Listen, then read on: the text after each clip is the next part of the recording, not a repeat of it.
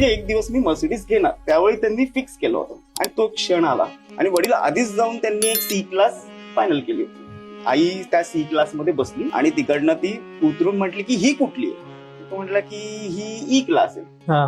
आईला कुठला माहिती C class E class. Sales person म्हटला की बसायचं का, आई बसली आणि म्हटलं अरे वा किती बेस्ट आहे. उतरली आणि म्हटली की आपण घेतली तर हीच कार घ्यायची, तुम्ही अजून पण टाइम घ्या, पाहिजे ना आपण पुढच्या वर्षी घेऊ किंवा 2 वर्षांनी घेऊ. वडील थांबले, म्हटले की थांबा.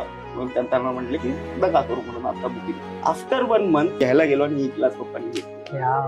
सो हे जी इन्स्पिरेशन आहे ना, ह्या गोष्टी आहेत ना, ह्या आईकडून आलेल्या आहेत की आपल्याला जगायचं तर चांगलं जगायचं, बेस्टच जगायचं. आणि वडिलांनी त्या गोष्टींसाठी कष्ट केले. म्हणजे मी परत सांगतो की कुठल्याही बाईचं पाठबळ पाहिजे की मी तुमच्या मागे आहे, तुम्ही करा. बरोबर. तेच सांगतोय की आईचं स्वप्न जे होतं ते असं होतं की नाही आपल्याला राहायचं तर बेस्ट, करायचं तर बेस्ट, मुलांना जर एज्युकेशन द्यायचं तर चांगल्याच शाळेत द्यायचं. मग तुम्ही कष्ट करा ना, मी आहे तुमच्या मागे.